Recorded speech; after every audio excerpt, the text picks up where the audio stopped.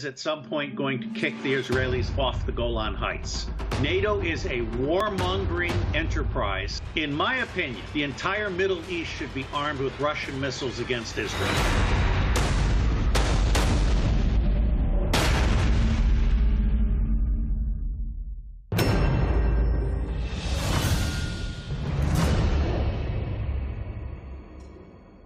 Well, first off, there is no tension between the United States and Russia at the presidential level.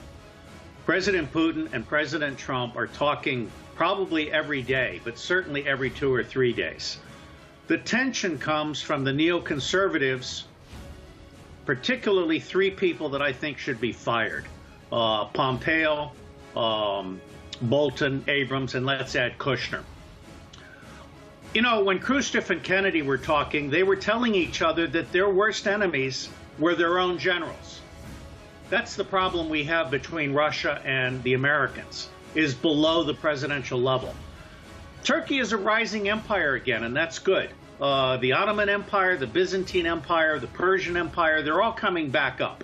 And that's a good thing. I'm very pleased that Egypt dropped out of the NATO thing. I hope Turkey had something to do with that. Here's the bottom line. The U.S. is leaving the Middle East, and I hope that Turkey, Iran, and others kick the Israelis out of the Golan Heights soon.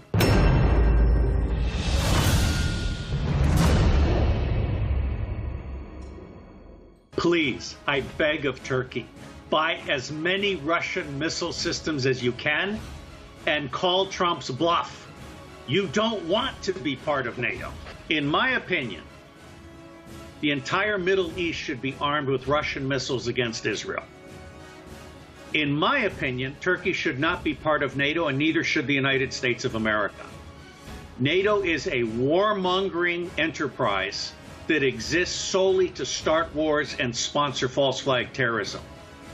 Donald Trump campaigned on a promise to leave NATO and leave the Middle East. Those are 2 promises that he has failed to keep, and if he does not keep his promises, he will not be elected. If I were NATO, not only would I buy as many Russian missile systems as possible, but I would call Trump's bluff and say, Mr. President, we don't want to be part of NATO, and frankly, you don't either. Why don't you meet your promise to the American people and leave NATO tomorrow? You've asked me whether Turkey should buy the American Patriot system. My answer is no, it should not. First off, it doesn't work. The U.S. actually stations destroyers near Israel with the Aegis missile defense system, which doesn't work completely either, as part of a backup system. The bottom line is the Russian missile system works, the American system doesn't. And in fact, I would point out to your Turkish government officials that when Donald Trump fired 50 Raytheon missiles from American ships, 1/3 of them did not work. That's a 33% failure. So no, Turkey should not be buying American missile systems. It should be buying Russian missile systems, and it should be telling Trump that he can stick it on NATO, and in fact, asking Trump why he hasn't left NATO as he promised the American people that he would.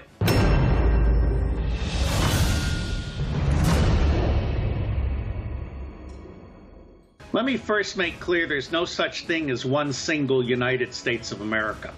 There are at least 7 different U.S. foreign policies, and Donald Trump is barely in charge of one of them. He has a rotten Secretary of State. He has a national security advisor that is a traitor, and the White House is being run by an agent of a foreign power named Jared Kushner. This is not a good situation. I personally do not understand these sanctions. I personally think these sanctions are illegal. They're an act of war that has not been declared by Congress. As an American citizen loyal to the Constitution, and in fact loyal to President Trump, I believe that all of the nations in the Middle East should come together and say we are not going to put up with any more sanctions from the U.S.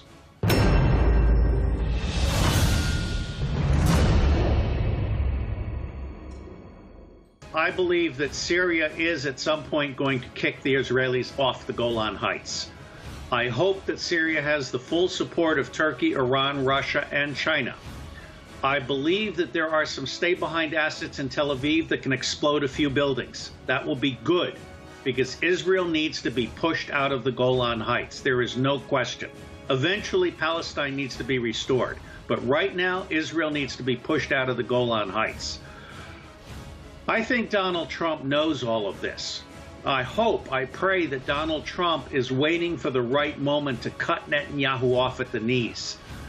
The Jews in America hate the Zionists as much as the Arabs do. Nobody here confuses Zionism with Judaism.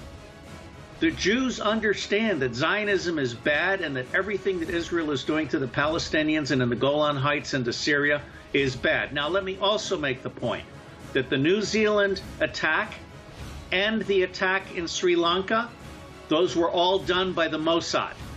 This is an attempt by Israel, which is in a panic, to start a war between Christians and Muslims. And I will remind your listeners that the Central Intelligence Agency did exactly the same thing in Vietnam.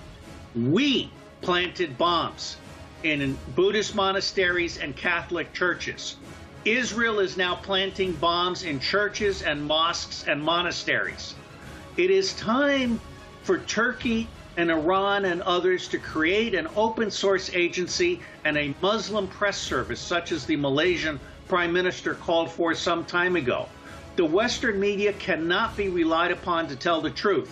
And when Google is canceling Press TV, the Iranian national service, the time has come for Turkey and Iran to cancel Google.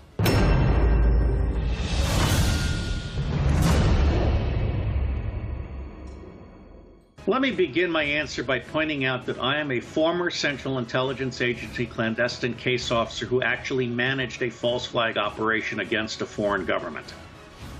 No one died in my operation, but false flag operations by secret intelligence agencies are extremely common. Let me say without qualification that I believe that every single recent terrorist event, and particularly those in New Zealand and Sri Lanka, were carried out by the Zionist intelligence service, the Mossad. And no Christian and no Muslim should be confused about this. The Mossad, the Zionists, not to be confused with the good, decent Jews, the Zionists are trying to start a war between Christianity and Islam. Instead, the Christians and the Muslims should go to war against the Zionists. The Notre Dame operation was clearly a false flag operation. We have videos of the people starting the fires on the roof. There is clear evidence that accelerants were put on the roof.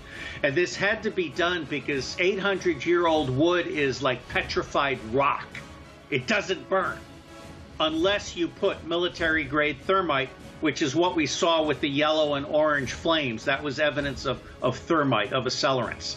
And the burning cross that was created, which could be viewed from outer space. All of this suggests that this was a false flag event intended to save Macron, Merkel, May, and the Pope, all of whom are members of the deep state elite, all of whom are in their last days. Let me say that the Tehran Times has been producing some really superb interviews with me that are being censored in the United States.